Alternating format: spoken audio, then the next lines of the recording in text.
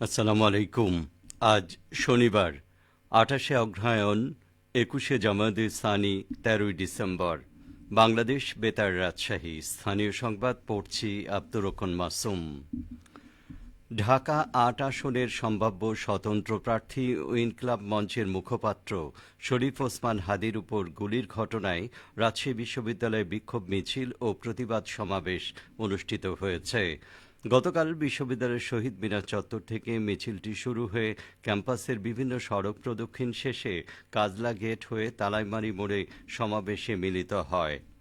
সমাবেশে বক্তারা হামলাকারীদের দ্রুত শনাক্ত করে গ্রেপ্তার ও আইনের আওতায় আনার দাবি জানান। সমাবেশ শেষে গুলিবিদ্ধ হাদির সুস্থতা কামনায় মোনাজাত করা হয়। এদিকে ইনকিলাব মঞ্চের মুখপাত্র ওসমান হাদিকে গুলি করে হত্যা চেষ্টার প্রতিবাদে নাটোরে মিছিল ও সমাবেশ করেছে জামায়াতে ইসলামী। গতকাল রাত ৮টার দিকে শহরের প্রেস ক্লাব এলাকা থেকে মিছিল বের করা হয়। মিছিলটি শহরের প্রধান সড়ক প্রদক্ষিণ করে পুনরায় প্রেস ক্লাব চত্বরে এসে সমাবেশ করে। শহর জামায়াতের আমির অধ্যক্ষ রাশেদুল ইসলাম রাশেদের সভাপতিত্বে সমাবেশে বক্তব্য রাখেন নাটোর ২ আসনের সংসদ সদস্য প্রার্থী জেলা জামায়াতের নায়েবে আমির অধ্যাপক মোহাম্মদ ইউনুস আলী, সহকারী সেক্রেটারি আতিকুল ইসলাম রাসেল এবং জেলা ছাত্র শিবিরের সভাপতি জাহিদুল ইসলাম। সমাবেশে বক্তারা বলেন, তফসিল হওয়ার সাথে সাথে একটি কুচক্রী মহলের মাথা খারাপ হয়ে গেছে। তারা বুঝতে পেরেছে সুষ্ঠু ভোট হলে তারা ক্ষমতায় যেতে পারবে না। হাদি চাঁদাবাজদের বিরুদ্ধে সাহসী কণ্ঠস্বর। হাদির উপর হামলাকারীদের দ্রুত গ্রেপ্তার করে দৃষ্টান্তমূলক শাস্তি নিশ্চিত করতে হবে। বগুড়া ১ আসনের বিএনপির মনোনীত সংসদ সদস্য প্রার্থী কাজী রফিকুল ইসলাম বলেছেন, জনগণের ভোটে আগামী জাতীয় নির্বাচনে বিএনপি সরকার গঠন করলে চরাঞ্চলের উন্নয়নকে সর্বোচ্চ অগ্রাধিকার দেয়া হবে। গতকাল ফুলবাড়ী ইউনিয়নের রামনগর গ্রামে বেগম খালেদা জিয়ার রোগমুক্তি কামনায় দোয়া মাহফিল ও উঠান বৈঠকে তিনি একথা বলেন। তিনি বলেন, চরাঞ্চলে দীর্ঘদিনের বঞ্চনা দূর করতে সেখানে একটি কলেজ, কয়েকটি উচ্চ বিদ্যালয়, কারিগরি শিক্ষা প্রতিষ্ঠান, একটি হাসপাতাল এবং ফাঁড়ি থানা স্থাপন করা হবে। শহর ও চরাঞ্চলের মধ্যে কোনো বৈষম্য থাকবে না। শহরের মতো সব নাগরিক সুবিধা চরে পৌঁছে দেয়া হবে। বগুড়া সোনাতলায় ২০২৬ শিক্ষাবর্ষের মাধ্যমিক স্তরের পাঠ্যপুস্তক পৌঁছাতে শুরু করেছে। ইতোমধ্যেই নবম ও ষষ্ঠ শ্রেণীর ১২টি বিষয়ের বই হাতে পেয়েছে সংশ্লিষ্ট প্রতিষ্ঠানগুলো। এতে শিক্ষার্থী ও অভিভাবকদের মধ্যে স্বস্তি নেমে এসছে। নতুন শিক্ষাবর্ষ শুরু হতে এখনও প্রায় ১৮ দিন বাকি। এরই মধ্যে মাধ্যমিক দাখিল ও কারিগরি স্তরের প্রায় ৬০% পাঠ্যপুস্তক ছাপানো শেষ করে সংশ্লিষ্ট প্রকাশনীগুলো উপজেলা পর্যায়ে বই পাঠানো শুরু করেছে।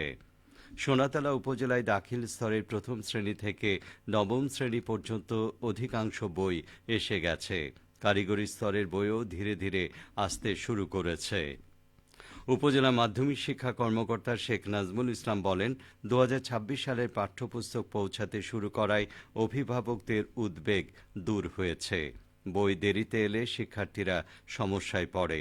চাহিদার প্রায় ৬০% বই পাওয়া গেছে। খুব অল্প সময়ের মধ্যেই বাকি বইগুলো এসে যাবে বলে আশা করা হচ্ছে। নাটোরের নর্থ বেঙ্গল চিনিকল এ পর্যন্ত ৫৪,৪২৫ মেট্রিক টন আখ মাড়াই করে ২,৭৬০ মেট্রিক টন চিনি উৎপাদন করতে সক্ষম হয়েছে। ৩৪ আখ মাড়াই দিবসে চিনিকলে এই চিনি উৎপাদন হয়। ২ লাখ টন আখ মাড়াই করে ১৩,০০০ টন চিনি উৎপাদনের লক্ষ্যমাত্রা নিয়ে নাটোরের নর্থ বেঙ্গল চিনিকলে চলতি মৌসুমের আখ মাড়াই কার্যক্রম শুরু হয় গত ৭ই নভেম্বর।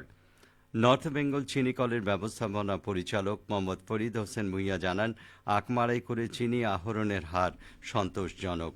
আশা করা হচ্ছে মৌসুম শেষে উৎপাদন লক্ষ্যমাত্রা পূরণ হবে।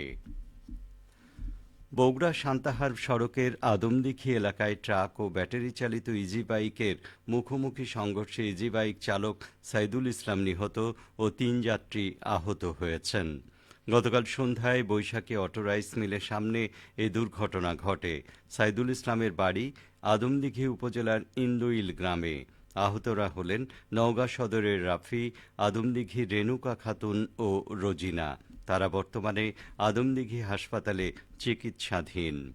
পুলিশ ও স্থানীয় সূত্রে জানা যায়, সন্ধ্যে ৭টার দিকে সাইদুল ইসলামের ইজি বাইকে একটি অজ্ঞাত ট্রাকের মুখোমুখি সংঘর্ষ হয়। এতে ইজি বাইক দুমড়ে মুচড়ে যায় এবং চালকসহ ৪ জন আহত হন।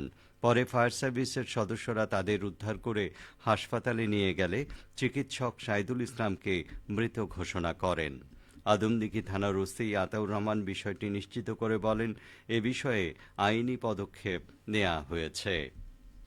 সবশেষে আবহাওয়া। আজ সকাল ৬টায় রাজশাহীতে তাপমাত্রা ছিল ১২.২ ডিগ্রি সেলসিয়াস। সেই সময় বাতাসে আর্দ্রতার পরিমাণ ছিল ১০০%। রাজশাহী ও পার্শ্ববর্তী এলাকায় আজ সূর্যোদয় হয়েছে সকাল ৬টা ৪০ মিনিটে, সূর্যাস্ত সন্ধে ৫টা ১৮ মিনিটে। সংবাদ শেষ হলো। আমাদের পরবর্তী স্থানীয় সংবাদ দুপুর ১২টা ১০ মিনিটে।